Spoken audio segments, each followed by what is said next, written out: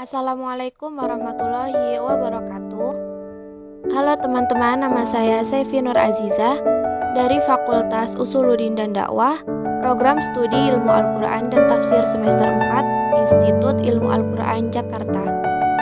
Di sini saya akan menyampaikan materi guna memenuhi tugas mata kuliah Studi Hadis Indonesia dengan dosen pengampu Bapak Sofyan Effendi, SKMA, tentang refleksi hadis. Baiklah, langsung saja. Poin yang pertama adalah perkembangan hadis di Indonesia. Van den Broek melakukan penelitian tentang pesantren di Nusantara pada tahun 1886. Ia menyusun 50 daftar buku teks utama yang diajarkan pesantren, tetapi sama sekali tidak menyebutkan kitab hadis atau ilmu hadis. Sebelum tahun 1900, pelajaran hadis memang belum masuk kurikulum. Tujuan pengajaran Islam waktu itu adalah memahami rukun Islam dan rukun iman. Masyarakat diajarkan untuk membaca Al-Quran, cara beribadah, dan sifat 20. Jika dilihat dari literatur hadis di Indonesia pada saat ini, ada beberapa pengkaji hadis yang sudah mulai memahami hadis dengan beberapa metode dan pendekatan. Seperti Said Akil Munawar yang memahami hadis dengan pendekatan sosio-historis kontekstual. Kemudian ada Bukhari M memahami hadis dengan menggunakan pendekatan hermeneutik. Dan masih banyak lagi yang lainnya pengkaji hadis di Indonesia yang menerapkan beberapa metode dan pendekatan dalam memahami hadis. Poin yang kedua adalah perkembangan literatur hadis di Indonesia pada abad ke-20. Yang dimaksud dengan literatur hadis adalah semua sumber tulisan yang berisi hadis Rasulullah.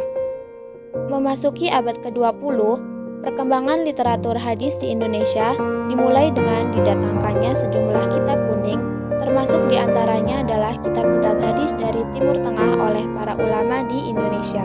Dan intensitas penekunan terhadap ilmu hadis serta penerapan hadis secara lebih intensif karena pengaruh pembaharuan yang sedang berhembus kencang di tanah air.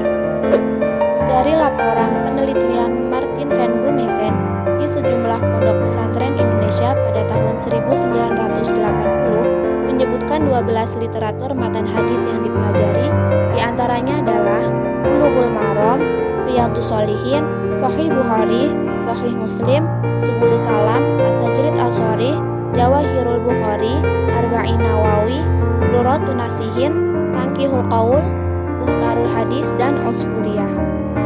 Poin yang ketiga adalah ragam keilmuan ahli hadis di Indonesia.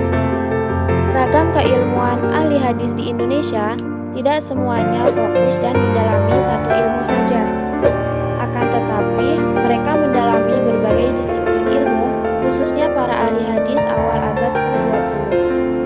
Sementara ahli hadis yang muncul setelah pertengahan abad ke-20 mulai konsentrasi pada hadis wa ulumu yang diawali oleh Syuhudi Ismail. Jika dianalisa, karya-karya hadis yang muncul sifatnya hanya sebagai pengantar. Hal tersebut terjadi tidak lain dilakukan karena kebutuhan masyarakat masih sangat minim terhadap merespon kajian hadis, di mana bangsa Indonesia masih terus bergelut dalam hal aplikatif dibanding teori, sehingga tidak mengherankan jika pengajaran hadis masih bercampur dengan ilmu-ilmu yang lain. Dan memang pada dasarnya ulama-ulama banyak menguasai disiplin ilmu sehingga mereka banyak memberikan kontribusi bagi perkembangan pemikiran. Poin yang keempat yaitu digitalisasi hadis. Seiring perkembangan manusia yang di era sekarang merupakan era global yang didukung dengan kemajuan teknologi informasi memunculkan berbagai produk baru hasil di media global. Seperti buku dalam bentuk PDF dalam bentuk software tertentu yang digagas oleh individu maupun peneliti hadis lainnya. Seperti software Maktabah Samilah, Maktabah Alfiyah, Li'as-Sunnah An-Nabawiyah. Selain untuk mempermudah akses dan pemanfaatan hadis, adanya digitalisasi hadis tidak lain juga untuk menarik minat masyarakat khususnya para remaja milenial supaya tidak mengesampingkan studi hadis di antara banyak disiplin ilmu yang lain yang juga terus berkembang. Dengan begitu, peranan hadis sebagai sumber ajaran Islam kedua setelah Al-Quran akan nyata adanya melalui perlibatan hadis dalam aspek kehidupan dan dalam pemecahan problematika sosial selain Al-Quran. Poin yang kelima adalah kajian kitab hadis di Indonesia. Ulama hadis Indonesia dapat dikategorikan menjadi dua bagian sesuai dengan zaman para ulama hadis ini hidup, yaitu ulama hadis klasik dan modern.